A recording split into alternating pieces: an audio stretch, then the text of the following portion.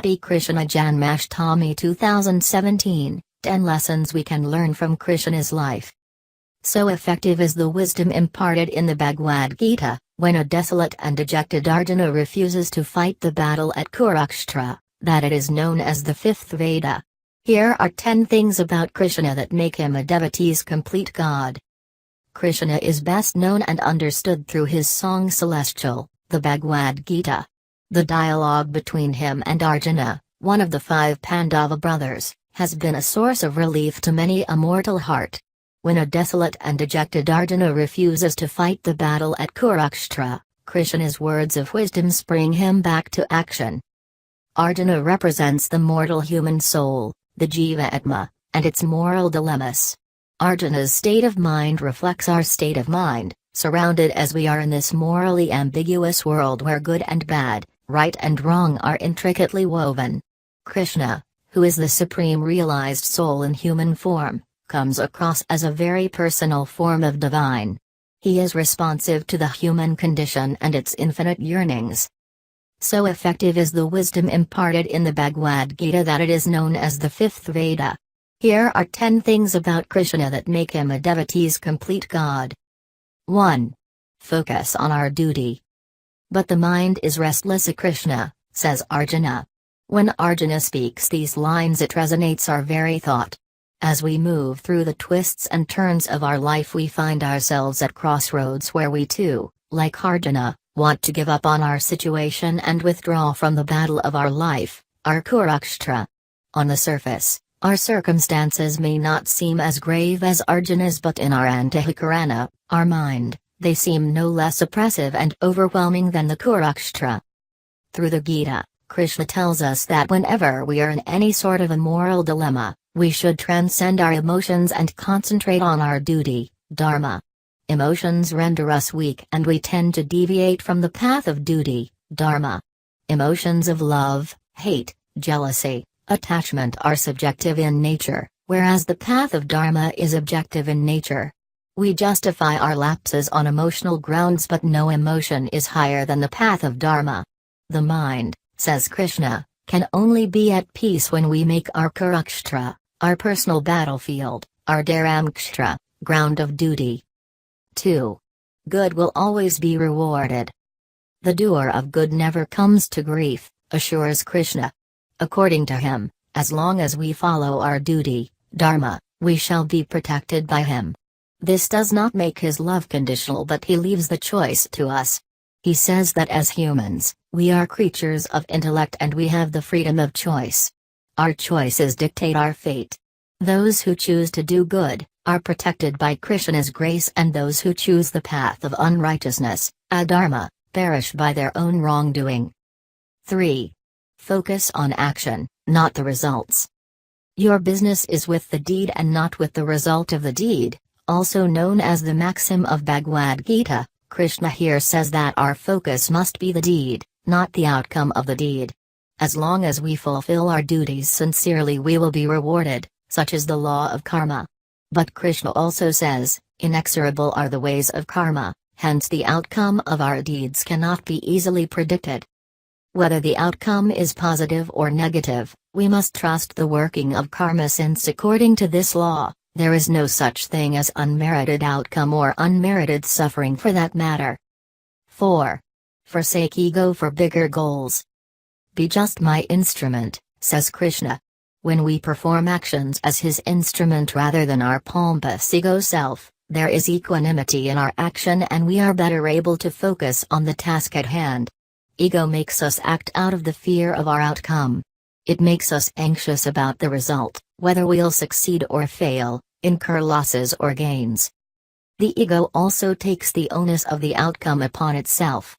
When it succeeds, it becomes vain and arrogant, and when it fails, it becomes grim and dejected. As his instruments, we leave the outcome of our actions to Krishna and accept both losses or gains with equipoise. 5.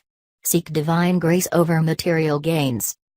In the epic Mahabharata, the warring cousins Duryodhana, Kaurava, and Arjuna, Pandava, both approach Krishna for help. Much to Duryodhana's relief and delight, Arjuna chooses Krishna to be his charioteer, while Duryodhana gets his massive army to fight the battle. This sheds light on our tendency to put our faith in the tangible forces and empirical truths. Arjuna chose Krishna's divine presence, and with Krishna on his side, Arjuna went on to win the battle. As long as we have Krishna's grace, we can fight the strongest of evil opponents. Truth is beyond empirical knowledge. It is intuitive in nature. 6. Believe in the law of karma. Krishna suggests that all life is subject to the law of karma. The law of karma is based on the choices we make in life. When our choices are governed by dharma, sense of duty, victory is on our side, but when we make selfish choices we lose the battle of life. No amount of effort will yield the desired result as long as our karmic merits are not on our side. We make our own luck by choosing right over wrong, selfless actions over selfish actions, compassion over exploitation, response over reaction. 7. Respond to life situations, not react. Krishna says that when we choose to respond rather than react to our situation, we free ourselves from the consequences of our action.